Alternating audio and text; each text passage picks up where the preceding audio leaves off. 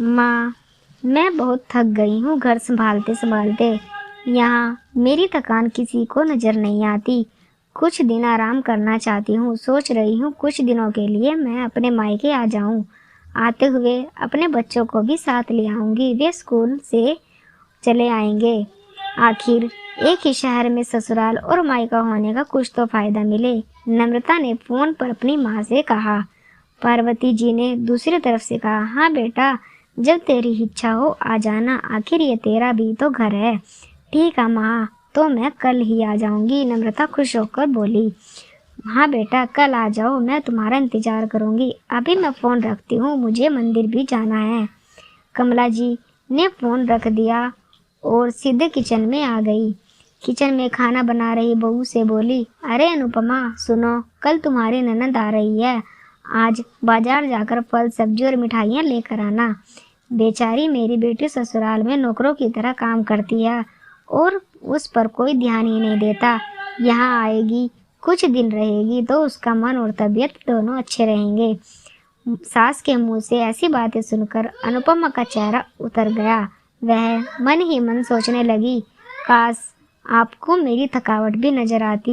मैं भी दिन रात झाड़ू पोछा बर्तन खाना बनाना मार्केट जाना और वह हर काम करती हूँ जिससे हमारे परिवार वालों को कोई दिक्कत ना हो। काश आप मुझ पर भी ध्यान दे पाती। आपकी बेटी तो जब मन में आता है तब यहाँ आ जाती है, लेकिन मैं साल में एक ही बार अपनी माँ के पास जाती हूँ, तब भी आपको प्रॉब्लम होती है। मैं भी इंसान हूँ, मेरा भी मन है, मुझे भी लगता है अपने माँ के पास जाकर थोड़ा आराम करूँ, सुख दुख की दो चार बातें करूँ, अपना मन हल्का करूँ। भगवान, अब तुम ही कुछ करो ताकि मेरी सास की आंखें खुले और उसे मेरी थकावट भी नजर आए। शाम तक भगवान ने जैसे अनुपमा की सुन ली और उसकी ननद का फोन आया। ननद ने अपनी माँ से कहा कि उसकी सास ने उसे मायके आने से मना कर दिया है, इसलिए इस बार वो नहीं आ सकती। पार्वती जी बोली, ऐसे कैसे मना कर दिया? पहले तो कभी तुम्हें आने के लिए नहीं रोकती थी, इस बार भला क्या हो गया? लाओ मेरी बात कराओ, उसे मैं समझाती हूँ। नम्रता ने फोन अपनी सास को दिया। पार्वती जी ने कहा, नमस्कार समधन जी, उसने कुछ कहना था आपसे। समधन जी ने कहा, कहिए। दरअसल नम्रता कल त्योहार है, इसलिए अपने मायके आना चाहती है। अगर आप उसे भेज दे तो अच्छा रहेगा।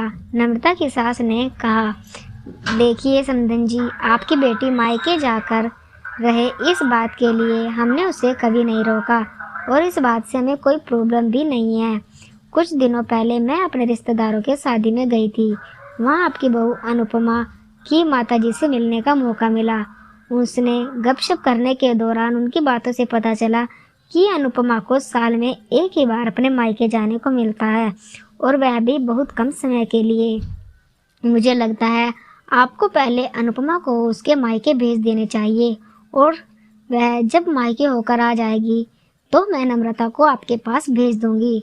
एक बहुत ज़रूरी बात जो मुझे लगता है आपको समझ लेनी चाहिए कि आपको अपनी बहू को भी बेटी की तरह या बेटी से भी ज़्यादा प्यार देना चाहिए।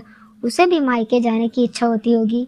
हो सकता है नम्रता के वहाँ आने से उसकी आवभगत करने के लिए आप उसे मायके नहीं भेजती होंगी, या फिर वह आपसे कुछ कहने से अभी डरती हो।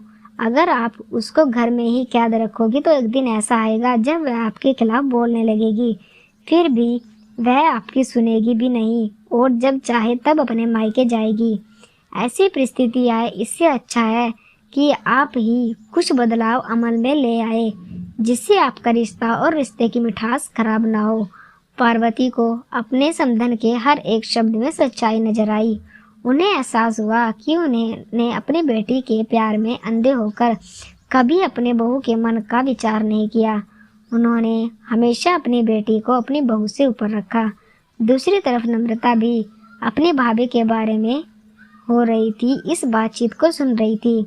उसने भी रियलाइज किया वह कभी भी अपनी भाभी के साथ ठीक से बात नहीं करती और जब जब वह अपने मायके जाती है तो भाभी थोड़ी उदास रहती है।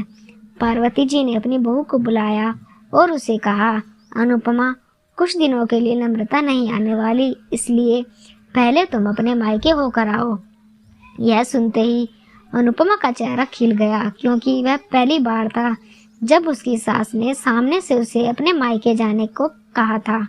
अगले दिन अनुपमा अपने मायके गई और इस बार 2-3 दिन नहीं, पूरे हफ्ते भर रहकर अपने माँ बाप के पास अपने रिश्तेदारों से मिलकर आई। और जब वह लौटकर आई तो उसका चेहरा खिला हुआ था, उसकी आंखें चमक रही थी। अनुपमा के आने के बाद नम्रता भी अपने मायके आई। इस बार वो खुद अब सामने से अपनी भाभी से खुशी खुशी मिली और अच्छे से बात की। नम्रता ने अपनी माँ से बात करके उन्हें भी अच्छे से समझाने की मदद की कि वह कहीं ना कहीं अनुपमा के साथ गलत व्यवहार कर रहे थे। दूसरी तरफ अनुपमा अपने ससुराल वालों के बदले रवैये से बहुत खुश थी। अब वह खुशी खुशी सबका ध्यान रखती थी और हर काम प्यार से करती थी। वह ध्यान रखती कि कोई भी ऐसी बात या काम न करे जिससे घर में तनाव का माहौल पैदा हो। पार्वती जी अपनी बहू को खुद ही समय समय पर मायके भेज दिया करती। एक छोटे से बदलाव ने सास बहू और भाभी के ननद के बीच के कड़वाहट को दूर कर दिया और रिश्तों को भी और ज़्यादा मीठा और मजबूत कर दिया।